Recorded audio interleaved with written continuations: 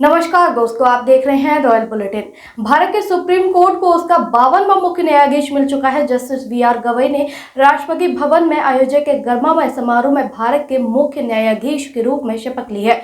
राष्ट्रपति द्रौपदी मुर्मू ने उन्हें पद और गोपनीयता की शपथ दिलाई। जस्टिस गवई भारत के पहले बौद्ध सीजेआई बने और स्वतंत्र भारत में दलित समुदाय से केवल दूसरे मुख्य न्यायाधीश हैं। ये भारतीय न्यायपालिका के इतिहास में एक ऐतिहासिक क्षण है। मैं भूषण रामकृष्ण गवई, जो भारत के उच्चतम न्यायालय का मुख्य न्यायमूर्ति नियुक्त हुआ हूँ, जो भारत के उच्चतम न्यायालय का मुख्य न्यायमूर्ति नियुक्त हुआ हूँ, सत्यनिष्ठा से प्रतिज्ञा करता हूँ कि मैं विधि द्वारा स्थापित भारत के संविधान के प्रति सच्ची श्रद्धा और निष्ठा रखूंगा। मैं भारत की प्रभुता और अखंडता अक्षुण्ण रखूंगा।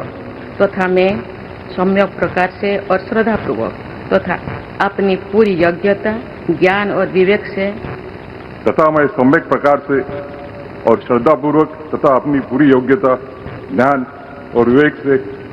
अपने पद के कर्तव्यों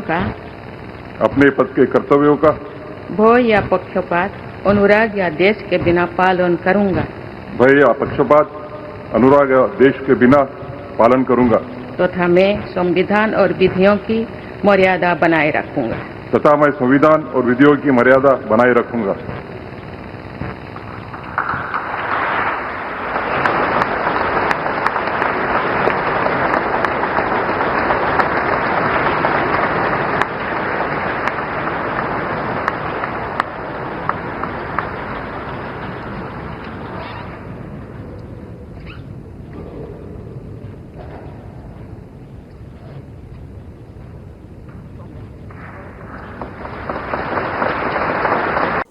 जस्टिस गवई का कार्यकाल 6 महीनों का होगा, लेकिन इस दौरान उनके नेतृत्व में सुप्रीम कोर्ट कई महत्वपूर्ण मामलों की सुनवाई कर सकता है। उनके न्यायिक सफर को देखें तो उन्होंने कई बड़े और ऐतिहासिक फैसले में निर्णायक भूमिका निभाई है। उन्होंने अनुच्छेद 370 को निरस्त करने, नोटबंदी को वैध ठहराने और एससी आरक्षण में उपवर्गीकरण जैसे अहम फैसलों में अपनी राय दी। विशेष रूप से बुलडोजर न्याय के खिलाफ दिए गए फैसले ने उन्हें एक संवेदनशील और संवैधानिक दृष्टिकोण वाले न्यायाधीश के रूप में स्थापित किया। उन्होंने कहा था कि आश्रय का अधिकार एक बुनियादी अधिकार है और बिना नोटिस के घरों को गिराना प्राकृतिक न्याय के सिद्धांतों का उल्लंघन है। अपने फैसले में उन्होंने स्पष्ट किया था कि कार्यपालिका न्यायपालिका की भूमिका नहीं निभा सकती, यानी वो ना तो जज हो सकती है, ना ही जूरी और ना ही जल्लाद।